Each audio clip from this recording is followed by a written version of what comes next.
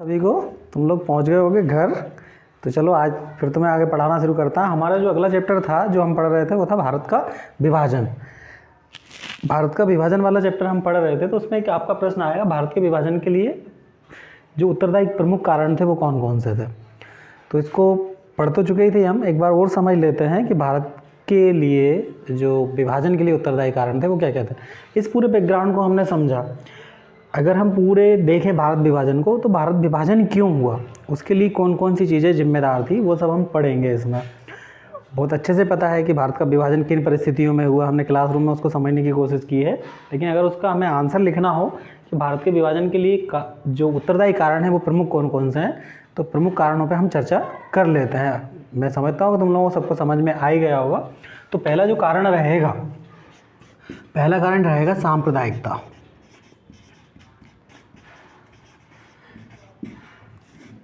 सांप्रदायिकता क्या होती है आपको पता ही है। हम सभी अलग अलग धर्मों को, अलग अलग संप्रदाय को मानने वाले लोग हैं।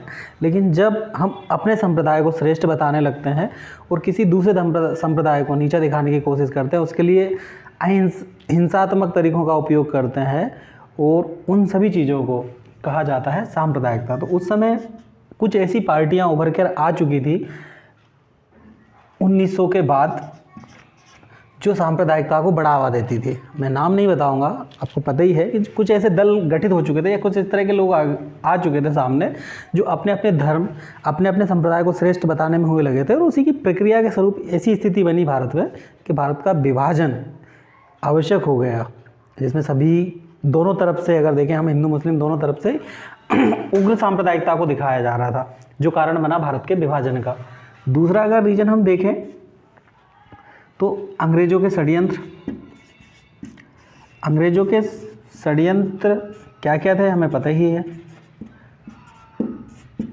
अंग्रेज बराबर, जैसे ही हमारी 1857 की क्रांति हुई थी, उसमें क्या हुआ था, हिंदू मुस्लिम एकता दिखाई दी थी, और जिसकी वजह से अंग्रेज बहुत ज़्यादा परेशान थे। 1857 की क्रांति में हिंदू मुस्लिम दोनों ने, अन्य संप्रदाय के लोगों ने मिलकर साथ में अंग्रेज़ों से लोहा लिया था। तभी से अंग्रेज ये प्लानिंग कर चुके थे कि भाई अगर भारत में राज करना है तो हमें जो भारत की एकता है, हिंदू मुस्लिम एकता है, सांप्रदायिक एकता है, इसको तोड़ना पड़ेगा। और वो बराबर इसके लिए काम कर रहे थे। बीच में हमने देखा अभी सांप्रदायिक पंचायत वो लेके आएंगे, पृथक निर्वाचन की बात करेंगे, मुस्लिमों को अलग निर्वाचन की देने की।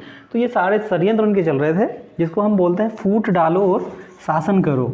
फूट डालो और शासन करो की नीति इन्होंने अपनाना शुरू कर दी थी कि भाई कैसे करके भी हम भारत को संप्रदायों में बांट रखते हैं और हमारा शासन उससे चलता रहे, भारत की शक्ति छिन्न भिन्न हो जाए। ये रीज़न रहा भारत अंग्रेज़ों का, जिसकी वजह से भारत का विभाजन हुआ, अलग देश बना पाकिस्तान। तीसरा अगर हम पॉइंट देखें तो हमने देखा है कि 1885 में कांग्रेस की स्थापना हो चुकी थी।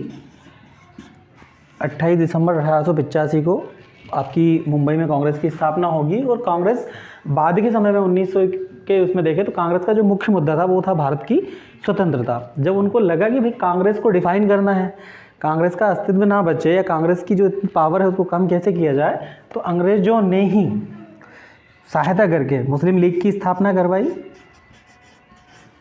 जो कि आपको पता ही है मुस्लिम लीग की स्थापना हुई थी ढाका में।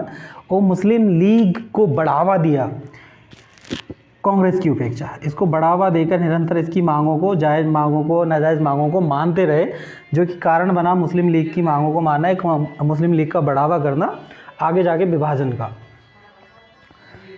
तीसरा और चौथा जो कारण रहेगा आपका सबसे ज़्यादा इम्पोर्टेंट, हम जिसे मानेंगे विभाजन के समय जो तत्कालीन कारण था या परिस्थिति जिसने निर्मित की थी, वो कारण था जिन्ना की हठधर्मिता।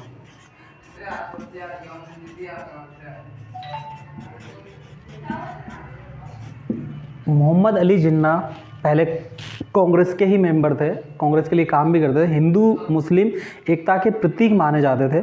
1916 का जो मुस्लिम लीग और कांग्रेस का समझौता है, जिसको लखनऊ पैक्ट के नाम से हम लोग जानते हैं, उसमें मुख्य भूमिका निभाई थी मोहम्मद अली जिन्ना ने। लेकिन बाद की परिस्थितियाँ बदलती चली गई और ये शामिल हो गए मुस्लिम लीग में।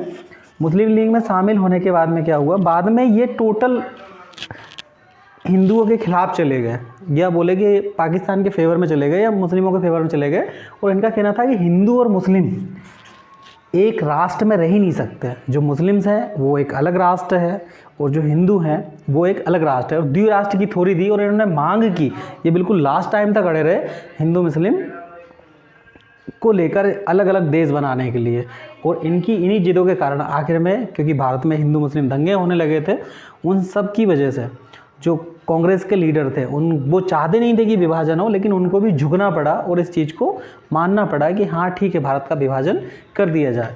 तो ये मुख्य परिस्थितियाँ हैं जिनकी वजह से भारत का विभाजन हुआ है, और ये सारे कारण उस समय की भारत विभाजन की परिस्थितियों के लिए जिम्मेदार हैं। आगे हम चर्चा अगले टॉपिक पे करेंगे जो भारत विभाजन से संबंधित ही रहेगा, जिसको हम देखेंगे अगली वीडियो में। इस वीडियो में इतना ही।